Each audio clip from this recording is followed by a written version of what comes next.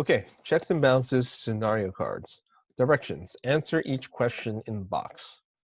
So here I'm going to be reading each question and then giving background information to explain it. All right, so question number one. Supreme Court Justice Sonia Sotomayor just announced that she is retiring and moving back to the Bronx next year. Who has the power to appoint a new Supreme Court Justice? Okay, so this Supreme Court Justice is retiring. Who's got the power to appoint a new Supreme Court Justice? So you'll want to go to your chart and look at the powers, the checks that each person has, each branch has, and which one is the one that can appoint a federal judge. And again, appoint just means to hire, to select a new judge. Number two, the new Supreme Court justice that was recently nominated does not seem to be qualified for the job. So the new Supreme Court justice recently nominated, nominated just means suggested. So the new person that's being suggested for a job does not seem qualified, doesn't look like they're going to be good at the job. The question is asking, who has the power to vote against the nomination? Who can stop this nomination or suggestion from happening? Again, go ahead, read the different powers. Again, who can stop a judge from being appointed? Who can stop a judge from getting the job? Number three, a Supreme Court justice has been accused of a felony. Okay, so a felony is a serious crime. So for example, murder is a felony crime. So a felony is just, the definition of that is a serious crime. So a Supreme Court justice has been accused of a felony. The question is asking, who has the power to start the proceedings in order to possibly remove this judge from office? So starting the proceedings just means get the ball rolling, to start the process to remove the judge. So the question is asking, who's got the power to eventually remove the judge, to get rid of this judge, remove this judge from their job? Number four, the president wants to sign a peace treaty. The president wants to sign a treaty with Canada that states that the United States will only trade with Canada from now on.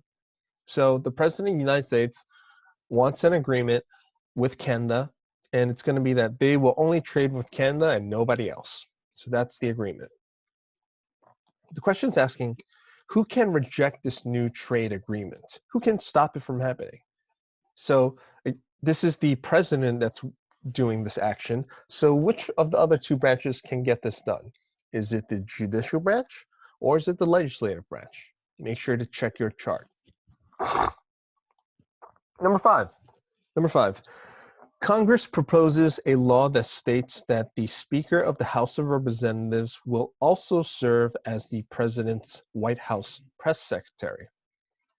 So this is just saying Congress is putting up a law, is going to start this process to make this law, and to making this one person have two jobs. One job is Speaker of the House in Congress, and the other job is to be the President's press secretary in the executive branch. So this law is going to suggest one person has two jobs in two different branches. So normally that doesn't happen. You only have one job in one branch. You shouldn't have more than one job in two different branches or more. So the question naturally, the president is outraged at by this proposal. What does she have the power to do? So the president does not like this. This is definitely very strange to have the same person be in one branch, have a job, and another branch to have a job. So the president does not like this. President does not like this at all.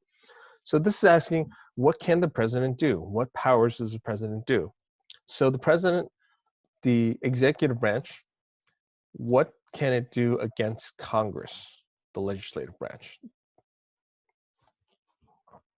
Number six, a new law created to protect wetlands in the southeastern part of the United States passed in both houses of Congress, but the president quickly vetoed it, arguing that it will cost too much money. Congress still has overwhelming support for the law, with nearly 75% in favor of it. Okay, so in this scenario, a new law was created to protect wetlands. So to protect this particular part of the environment. It passes in the Congress, both houses approve of it, but the president doesn't like this. The president uses the power to veto or to say no, to block the law. So that usually kills a law. It doesn't recover after that. But Congress here has overwhelming support for law. So they have 75% in favor of the law. That is a huge majority. You'll rarely see this in real life.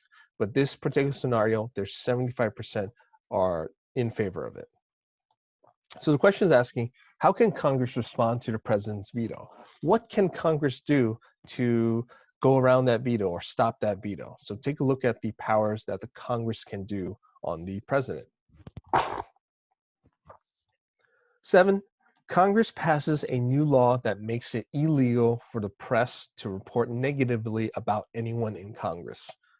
So Congress, legislative branch, passes a new law, says nobody in the press, the press are newspapers, the TV news, reporters, so anybody that reports news in whatever format, they can't talk negatively or bad about Congress. So Congress passes a law that you cannot talk bad about anybody in Congress. The question is asking, who has the power to legally respond to this new law? So who can kind of stop it or look over this law to determine its legality, meaning how fair it is this a right or correct law? So which branch has the power to do that? Number 8, Congress passes legislation that makes it illegal for any American besides law enforcement and the military to own a gun. So in this scenario, Congress passes legislation. So it went through, it is now a law. So, and this law makes it illegal for anybody to have a gun except for the military and law enforcement, so police. The question's asking, who can check Congress's power in response to this law?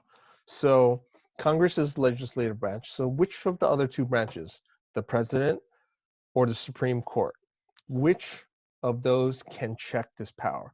And remember, this scenario, Congress has already passed it. This is now a law. They aren't arguing about it. It is now a law. Who can stop it now? Who can check it?